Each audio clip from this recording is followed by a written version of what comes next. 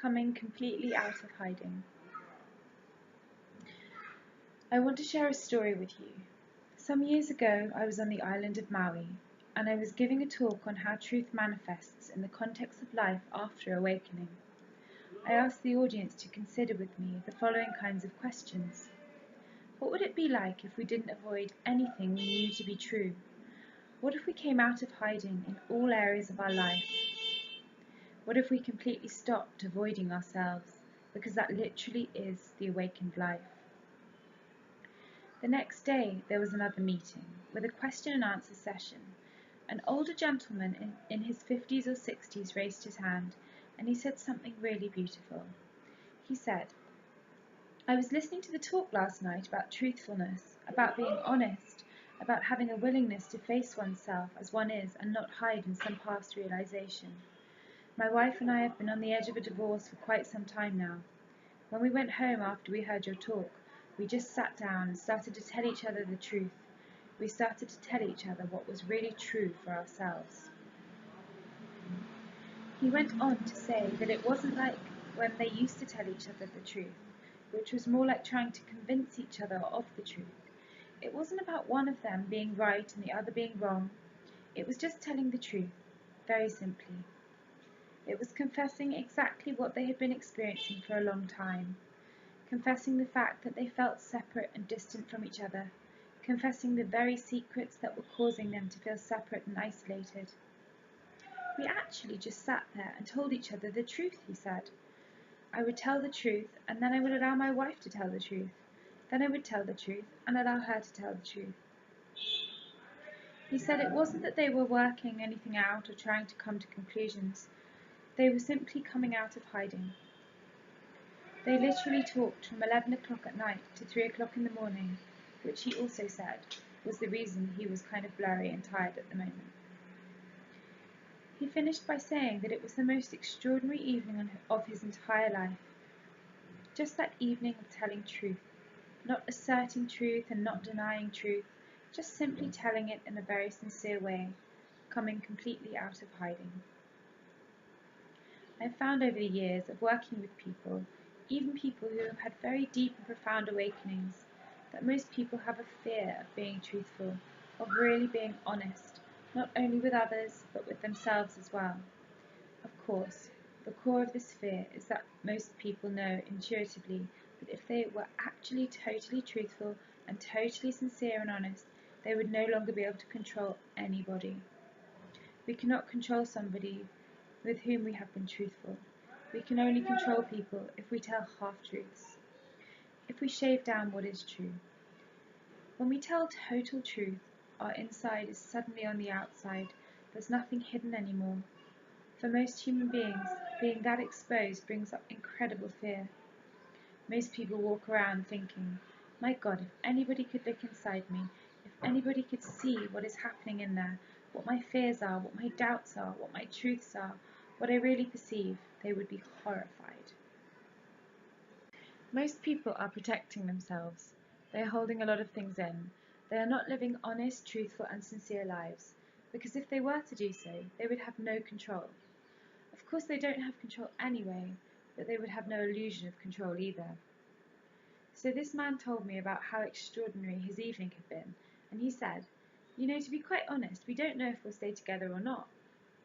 It has been many years now, and they are still together, but at the time they didn't know one way or the other. But they even had the honesty to say that. They had the honesty to know that they had made a beginning by telling each other the truth, by being honest, by being real, but they weren't trying to control the outcome."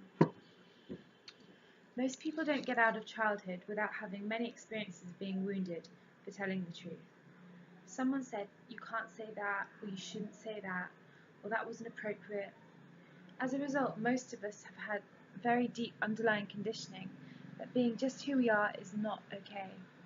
We've been conditioned to believe that there are times when it is okay to be truthful and honest, and there are times when it is not okay to be truthful and honest.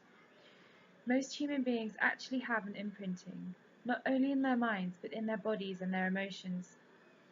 But if they are honest, if they are real, something bad is going to happen. It's not going to be like that. They won't be able to control their environment if they tell the truth. But telling the truth is an aspect of awakening. It may not seem like it because it's very practical and very human. It's not transcendent, it's not about pure consciousness. It's about how pure consciousness manifests as a human being in an undivided way. We must be able to manifest what we realize, and we must also come to grips with and start to notice the very forces within us that keep us from manifesting truthfulness in every situation. Almost every time I've given a talk in public, someone will come up to me later and say, "You know that talk you gave on truthfulness and honesty and all that?" And I'll go, "Yeah, I remember the talk." And they'll say, "Well, somebody came up in the parking lot afterwards and decided that she needed to tell me all the rotten things she thought about me in the name of honesty." And I just kind of shake my head. I hesitate to even give talks on this topic because it's so easy to misunderstand. Truth is a very high standard. Truth is not a plaything. To tell what is true within ourselves is not to tell what we think. It's not to tell our opinion. It's not to dump the garbage can of our mind onto somebody else. All of that is illusion, distortion, and projection. Truth is not unloading our opinions onto someone. That is not truth. Truth is not telling our beliefs about things. That is not truth. Those are ways we actually hide from truth. Truth is much more intimate than that. When we tell the truth, it has the sense of a confession. I don't mean a confession of something bad or wrong, but I mean the sense where we come completely out of hiding. Truth is a simple thing. To speak the truth is to speak from a sense of total and absolute unprotectedness. To tell truth with any consistency, we not only have to meet every place in ourselves that is afraid of telling truth, we also have to see the belief structure we have that tells us, "I can't do that." Those belief structures are by their very nature based in unreality. To know this is not enough. You actually have to see, to really perceive exactly what you believe. What are the exact belief structures that cause you to go into duality, that cause you to go into conflict and hiding? Only then can you tell the truth in a way I'm discussing here. True freedom is a gift to everybody and everything. Part of awakening, if it is true and authentic, is the gift of freedom to the whole world. Upon awakening, freedom is given to everybody. True freedom isn't simply "I'm free." True freedom is everything is free. This means everybody has the freedom to be who they are, whether they are awake or not awake, deluded or not deluded.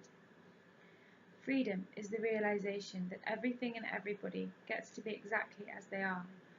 Unless we've come to that point, unless we've seen that this is how reality sees things, then we're actually withholding freedom from the world. We're seeing it as a possession, and we're only concerned with ourselves. How good I can feel, how free I can feel. True freedom is a gift to everything and everybody. Upon his awakening, the Buddha said, "I, and all beings everywhere, have simultaneously realized liberation."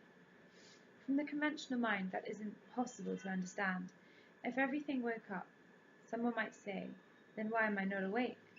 If the Buddha was correct, but the whole world woke up when he woke up, then why am I not awake? I can't really explain the Buddha's statement to the conventional mind. What Buddha was communicating was that it wasn't the Buddha who woke up. It wasn't this person who woke up. It was the totality that woke up. The totality was expressing awakening through the being of the Buddha. The important thing is allowing the whole world to wake up.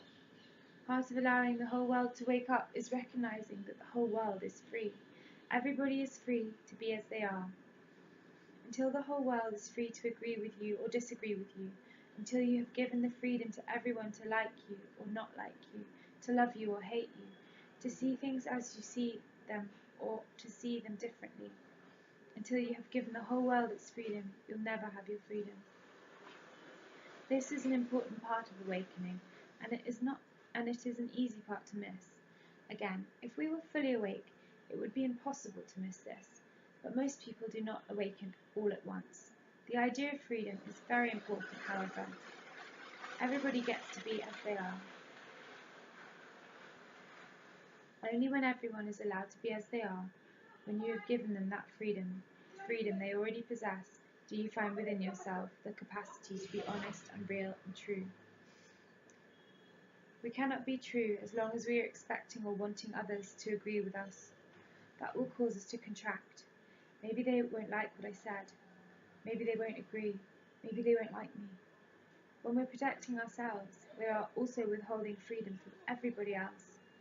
When we realize that we are the one and only spirit that manifests as everything and everyone, and the very nature of that realization is total freedom for all.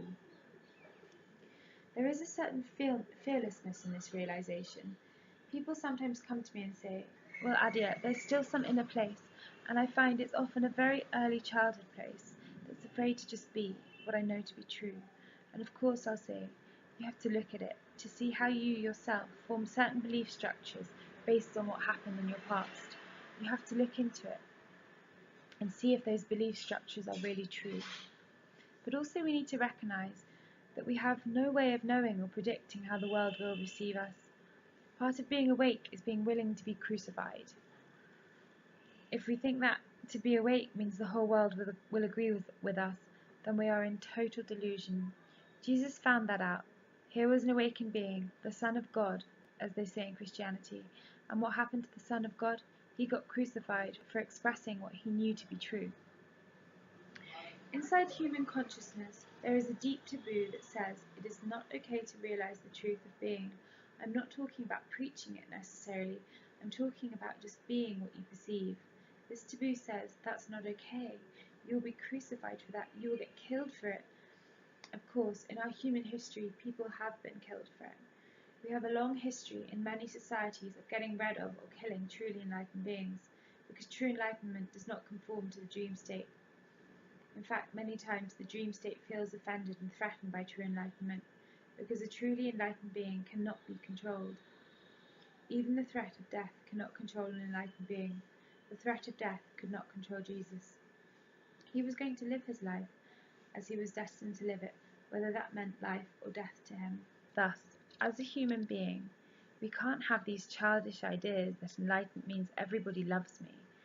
Maybe everybody will love you, but more likely some will and some won't.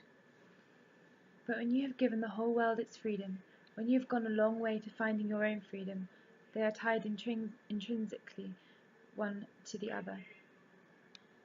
Security is key. The most important thing is not that you try to convince anybody of the truth that you see.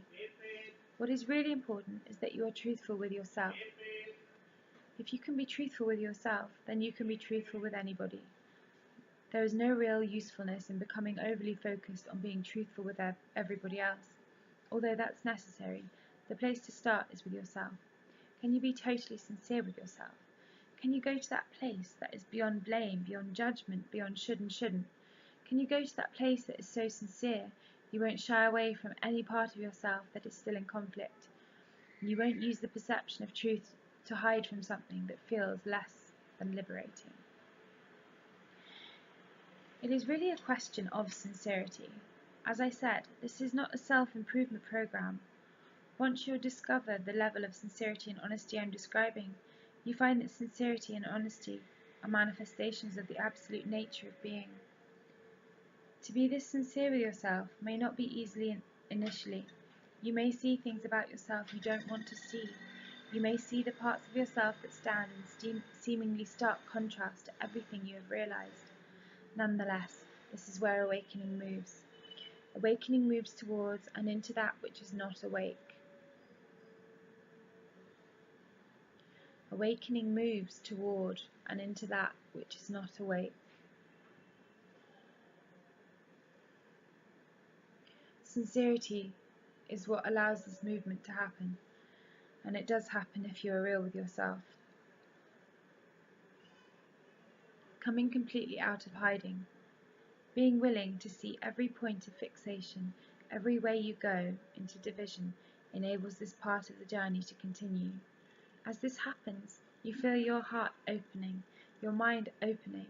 You feel yourself opening on levels that you never dreamed possible. These levels are not just transcendent of humanness, but also right within your humanness, because there is no separation between your human being and your divine being. A great Zen master, Huang Po, said that you are no greater for being Buddha and no less for being human being. What he was saying is that Buddha and a human are not separate. They are not different. Although we awaken from the dream state and the illusion of simply being a human being, still there will be a return, as it were, until we see that our human nature and our divine nature are one being, one expression, one truth. Sincerity is the key. You have to be willing. You have to want to see everything. When you want to see everything, you will see everything. Transcendence as avoidance. A lot of students who come to see me have the unconscious idea that enlightenment means one should be able to feel complete happiness, total bliss, and total freedom in any situation. This is one of the unconscious beliefs that many people have about awakening, and it's another misperception. It is true that after awakening, the exterior situations and circumstances of life stop having such an ability to throw us off centre.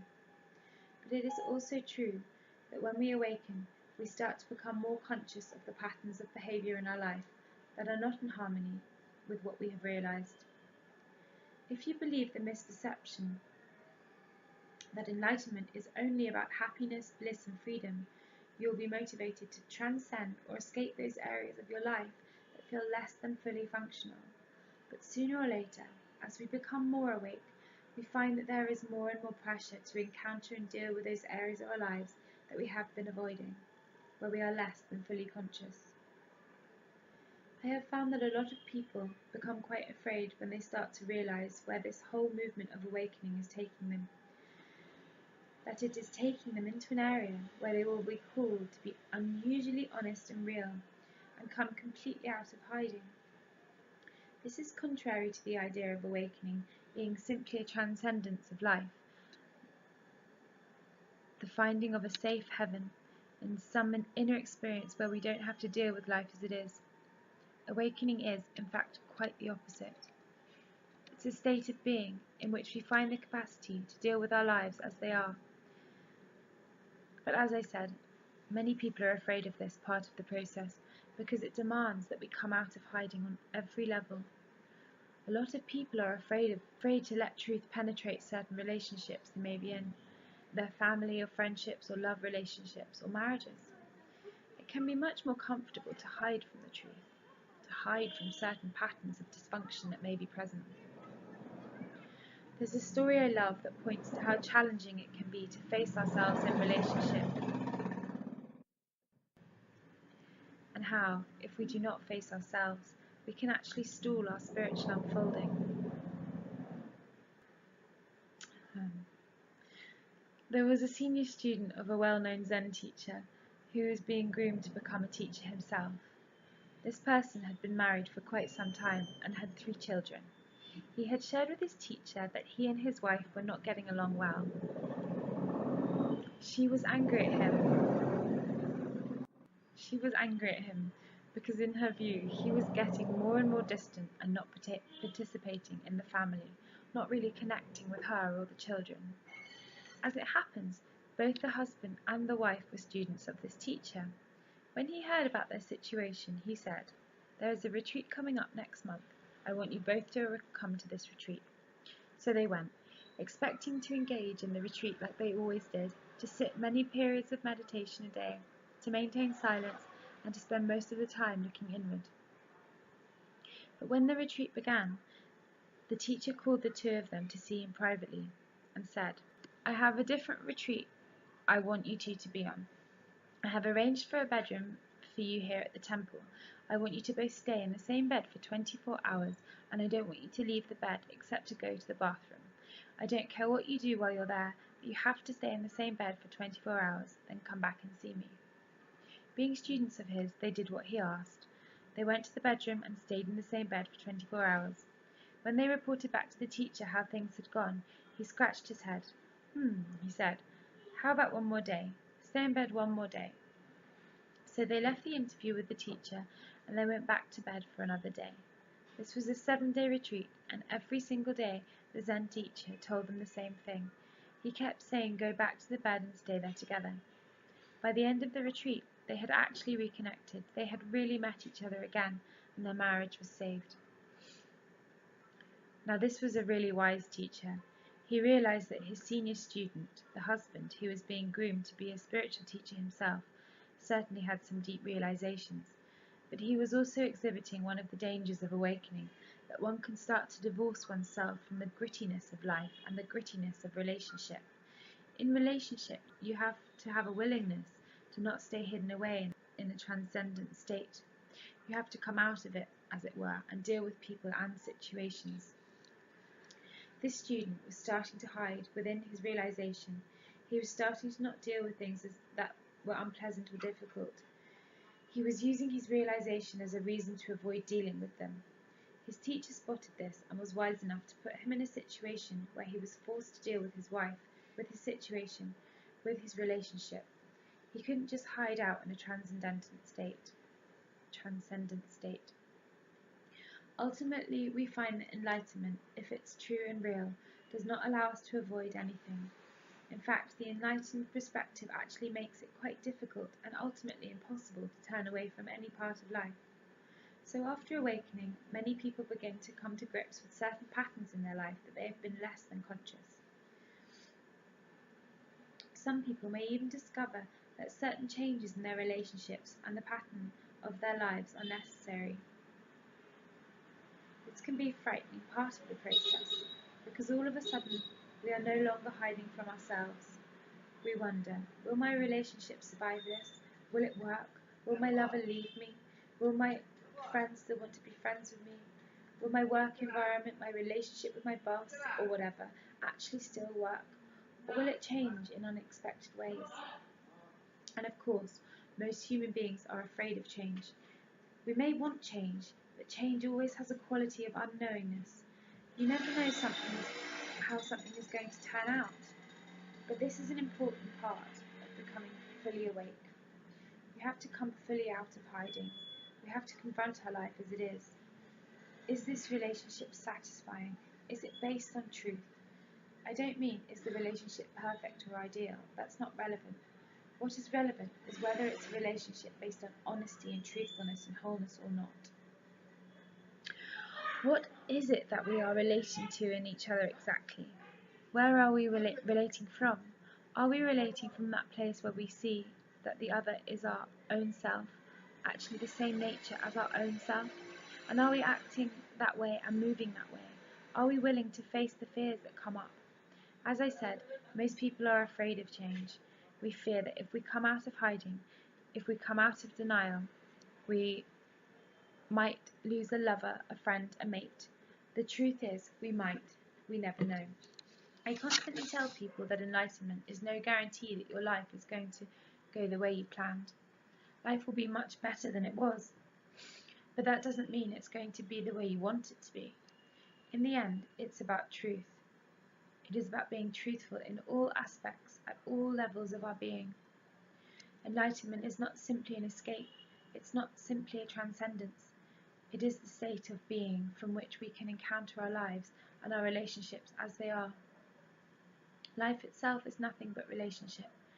In the ultimate view of things, it's the relationship of the one with the one, of spirit with the spirit.